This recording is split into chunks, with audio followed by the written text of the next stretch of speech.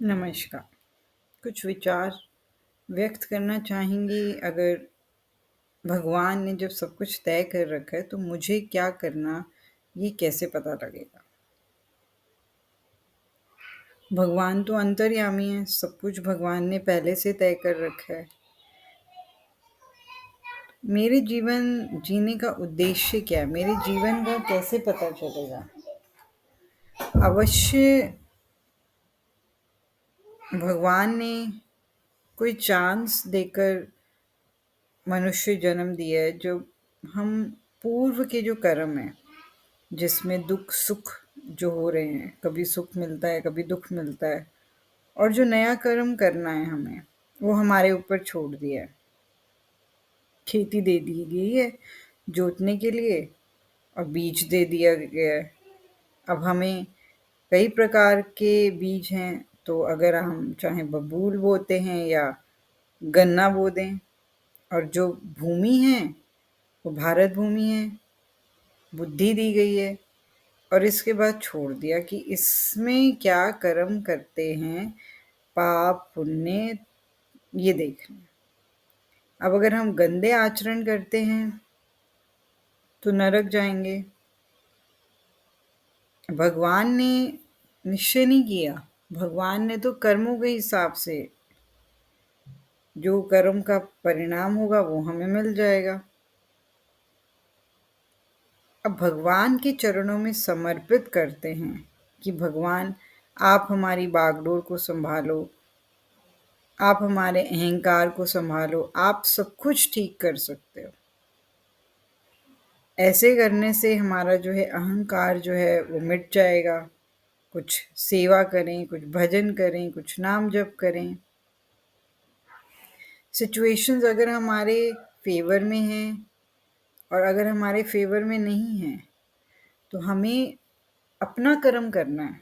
उसका ये नहीं कि हम प्रभाव अपने ऊपर डाल के और अपनी और अपने से रिलेटेड लोगों की दुनिया हिला दें।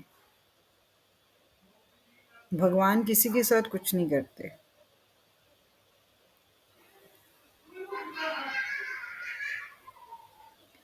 भगवान ने तो लिखा है कि हम एक, अब शास्त्र पढ़ने का तो लोगों के पास इतना टाइम नहीं है। अगर हम गंदे आचरण करेंगे, गंदा काम करेंगे, तो भगवान हमारी कहाँ से सुनेंगे? अब द्रौपदी जी ने जब उनका चीरहरण हुआ तो उन्होंने सबको बुलाया, जितने भी राज्यसभा में बैठे थे। अपने पतियों को बुलाया, अपने सगे संबंधियों को बुलाया, पर कोई नहीं आया। बाद में उन्होंने जब ईश्वर को पुकारा सब कुछ छोड़ के, तो भगवान श्री कृष्ण ने उनका साड़ी का पल्लू जो है वो कितना लंबा कर दिया। तो अगर हम, जब दुख आता है, अगर हम ये बोलें कि आप भगवान, आपको दिखता नहीं है मैं कितना कष्ट में हूँ, मैं कितना रो रहा हूँ, हमारी शक्ति जो है वो और डाउन हो जाएगी। पहले तो हमें निरंतर नाम जप को छोड़ना ही नहीं है। जैसे हम मोबाइल में आजकल बहुत ज़्यादा अपने आप को इन्वॉल्व करते हैं, खाने पीने में अपने आप को बहुत ज़्यादा टीवी में या गॉसिप में बिजी रखते हैं। ये सब एक एक मैल अपने अंदर जमा कर रहे हैं। खाना पीना तो खाना चाहिए, पर बैलेंस के हिसाब से संतुलित खाना, पौष्टिक खाना, उसके साथ ये मस्ट है। अगर आप फास्ट फूड या ज़्यादा मीठा, ज़्यादा बाहर का आप अपने अंदर शरीर में बीमारियों को बुलावा दे रहे हैं। निंदा चुगली, इस दुनिया में हर कोई अपने कर्मों का हिसाब किताब का लेखा जोखा लेकर आया है। किसी की निंदा चुगली कर कर हम अपने कर्मों को खराब ना करें। ये चीज़ अगर जितनी जल्दी समझ में आए और हम निंदा चुगली से बचें, हर श्वास में नाम जाप करें, ईश्वर का स्मरण करें। हम ग्रंथ, पूजा पाठ अनुष्ठान, व्रत, यज्ञ, भोग, लंगर ये सब नहीं कर सकते कलयुग में। जिसमें किसी को कोई कष्ट ना हो, अपने अंतर आत्मा साफ होती रहे, वो है नाम जप। भगवान को कोसने से कुछ नहीं होगा। भगवान तो परम दयालु हैं, परम पिता परमेश्वर। आप उनको पुकारोगे वो क्यों नहीं आएंगे? एक बच्चा जितनी गलती कर दे, माँ बाप उसको समझाएंगे भी सही, मारेंगे भी सही, पीटेंगे भी सही, और इंतज़ार करेंगे कि मेरा बच्चा एक दिन मुझे ज़रूर पुकारेगा।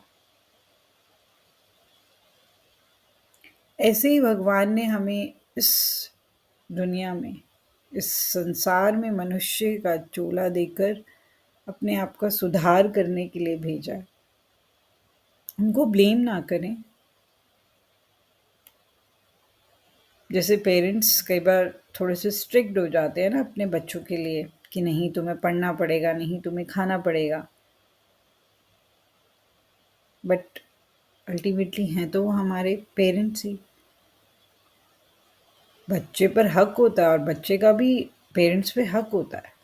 उसी तरह भगवान का हमारे ऊपर हक है और हम पर हमारा भी भगवान पर हक है।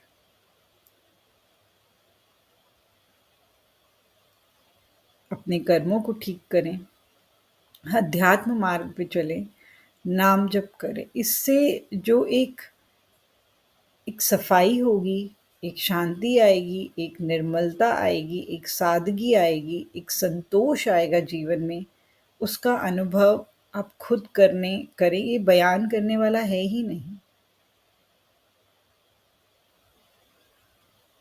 अभी क्या है ना कि सब जलते हैं, कोई गुस्से में, कोई लालसा में, कोई अपमान में, कोई ग्लानि में। ये दुनिया मिथ्या है, एक दिन सबने जाना है छोड़कर। मेरी कोई बात किसी को बुरी लगी हो तो उसके लिए बहुत क्षमा, बहुत बहुत आप लोगों को। आई होप मैं आपकी लाइफ में कुछ वैल्यू ऐड कर पाई हूँ। Thank you so much.